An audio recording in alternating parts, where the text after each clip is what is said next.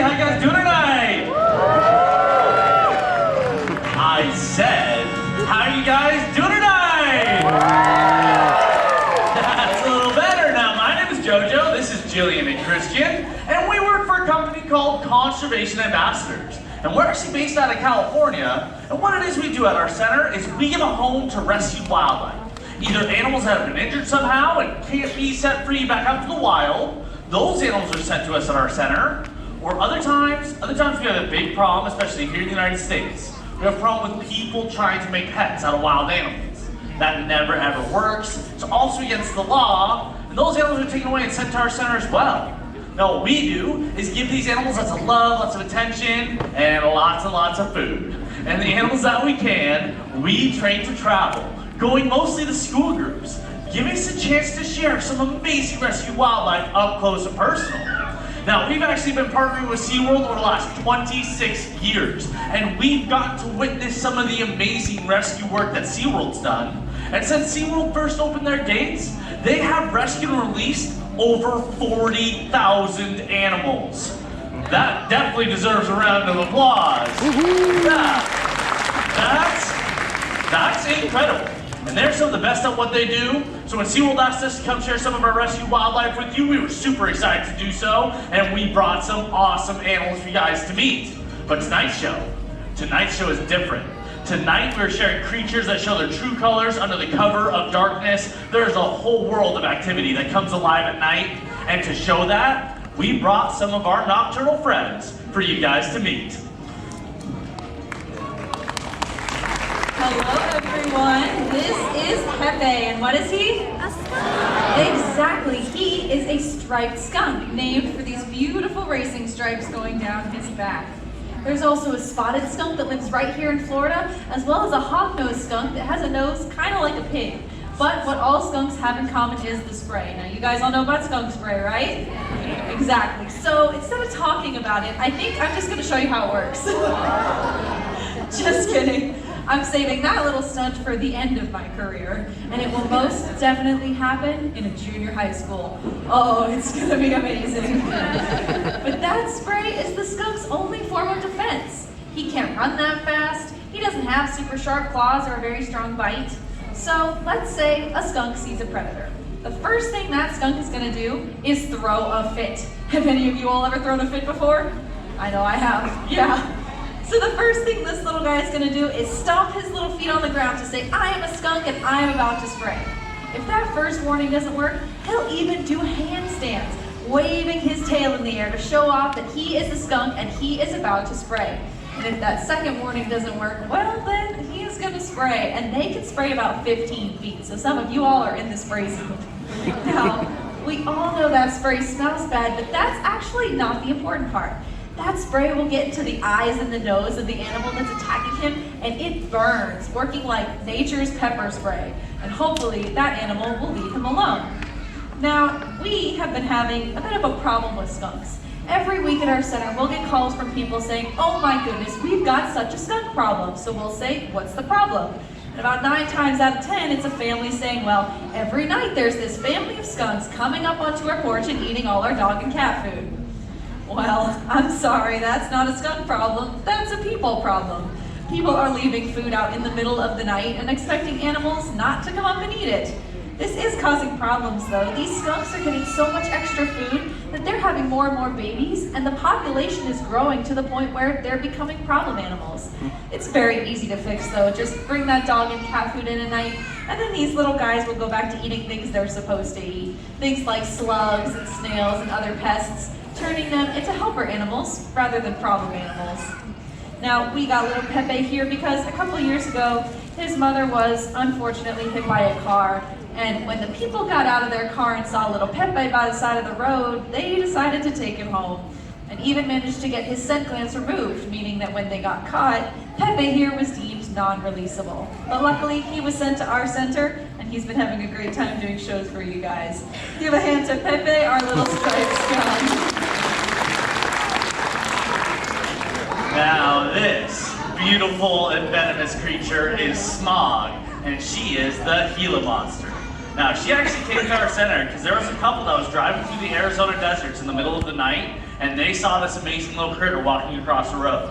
And they pulled over and recklessly decided to scoop her up and take her back into this California. They were caught at the agriculture station at the border of Arizona and California with this venomous creature riding in a bin on their dashboard. People are silly, and she was taken away, but because that couple would not reveal exactly where they found her, she wasn't able to be released back out into the wild. See, Gila monsters are highly territorial, and if she was released into the wrong area, she could push out another Gila monster that already lives there.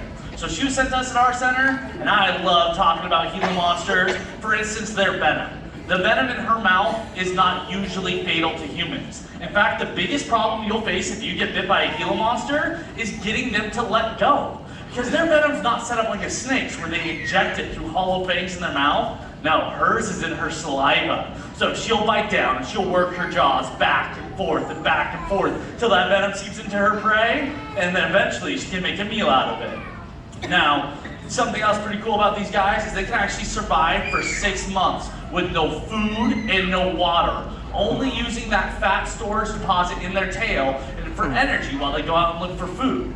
But she'll wait until nighttime when all the other animals in the southwestern deserts that she lives in are more active. That's when she goes out and searches for her food. Now, there's a lot of rumors about Gila monsters. Like they can leap up and breathe venomous gas into your faces. That's just not true. This heavy-bodied, slow-moving, mild-mannered creature really isn't so monstrous once you get to know her. That's little Smog. Let's say goodbye to the Gila monster here. Alright, this is Pepe, or Virginia opossum. And they were originally an East Coast animal, but they spread across the United States as the railroad tracks being built. And believe it or not, they were brought state to state as a food source. Now Pepe here came to us. One day a lady was driving home at night and she saw a cute little fur ball run across the road. She tried her best to stop, but she accidentally hit that fur ball. So she got out of her car and she saw that fur ball was actually an opossum hanging on. So she was really smart though, and she remembered reading somewhere that opossums are marsupials. And we know marsupials are now with the pouch, but what do they keep in that pouch? Baby. What do they keep in the pouch? Baby. There we go, they keep babies in that pouch. So she got down real low and bravely opened up that pouch, and what she found was 5 beautiful opossums. One of them being Pepe here, who's taking a nap on everybody. Now, so she swooped him on up, and she took him to the nearest rehab center where they had the best chance of surviving and getting back out in the wild. Now they were all doing great. They were starting to eat food, they were foraging, and started getting stronger and bigger, they started climbing, they're even staying away from people, except for our little dude Pepe here, who they had found out was almost completely blind. And because of that, he was unable to be released back out in the wild with his siblings. However, he found a home with us, doing shows for you guys. So, Pepe here is actually 2 years old, and that might seem young, but in the wild, these opossums only live 3 to 4 years. But here's the kicker, guys. In those 3 to 4 years, mama opossums, they'll have up to 50 babies. Yeah, if I had 50 kids, I would probably call it after 3 years myself. Now, little Pepe here, he has a very important job, and that is keeping you guys all safe at night from Lyme disease. And he does that by eating his favorite snack. And his favorite snack are ticks. He eats up to 5,000 ticks in just 1 season. Yeah, ticks are the biggest carrier of Lyme disease. All right, that's little Pepe, North America's only marsupial. Now, these next 2 little guys will melt your heart. This is Zig and Zag, and they are 5-week-old baby raccoons.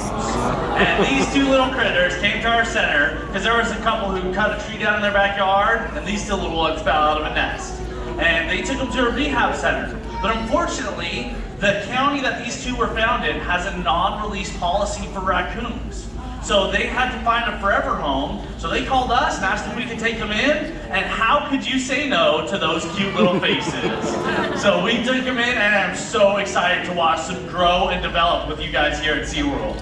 Now I'll tell you what, raccoons are one of the most highly adaptable animals on this planet. They have amazing things that help them out. Number 1 is their hands. They have hypersensitive fingertips. Fingertips that are said to be about 3 or 6 times more sensitive than yours or mine.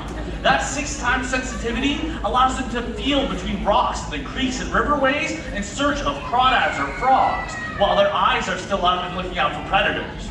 They have another cool thing that helps them out, and that's actually their wrists. They have these amazing wrists that they can rotate, so they can go up trees head first, as well as come down trees head first. In fact, they are so good at being in the trees. Check it out. These guys can barely walk, yet they can already hang upside down. But the third thing that helps them out is actually their stomachs, because they're what's known as an omnivorous animal. Can you guys say omnivorous? Omnivorous. Yeah, that's a big fancy word, meaning these guys can eat anything and everything.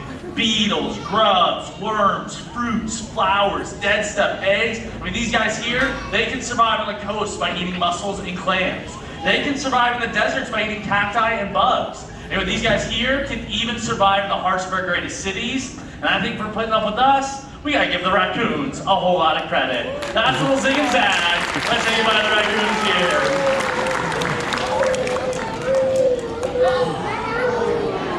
This is Archimedes. And who is she? Who? Who? Who? I'm kidding. That's my only owl joke, I promise. You guys are right. Archimedes is our great horned owl, and she gets her name for those beautiful little feather tufts on the top of her head. Now, owls are perfectly set up to fly and hunt at night, and she has a couple adaptations that help her out with this. Number one is her eyes.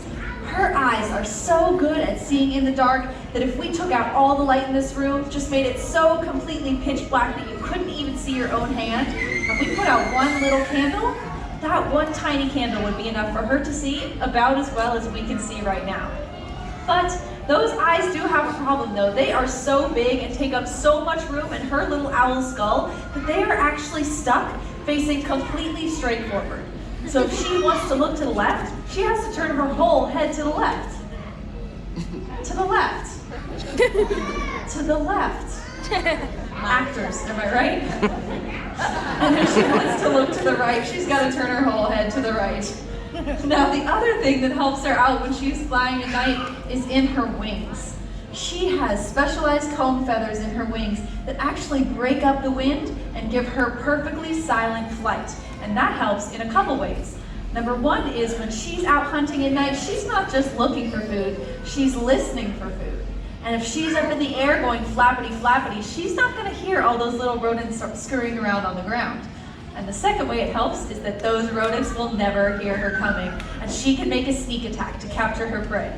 If she hears or sees a mouse or rat on the ground, she will swoop down and use 600 pounds per square inch of crushing force to grab it and make it her meal. And an owl this size can eat about 3 to 5 small rodents a night, making them extremely important in the cycle of life because these guys help keep us from being overrun by the rodent world. Now, Archimedes here was flying free until about 10 years ago when she made a very big mistake. She accidentally swooped in front of a car, and although that driver tried to stop, they couldn't, and they accidentally hit this poor bird, crushing her left wing. Luckily for her, they scooped her up and they took her to the UC Davis Raptor Center in California where they saved her life. But unfortunately, because birds' bones are hollow, when they break, they often don't heal quite right. And that's what happened to Archimedes here. She has just a little bend in her left wing that takes away her gift of flight. She can fly a little, but not enough to survive in the wild, and that's why she was sent to us at our center. Now, I think she's absolutely gorgeous, but these colors of hers are for the opposite of showing off. If you were to put her up against an oak tree, she would blend in perfectly and be completely camouflaged and invisible for life in our woods.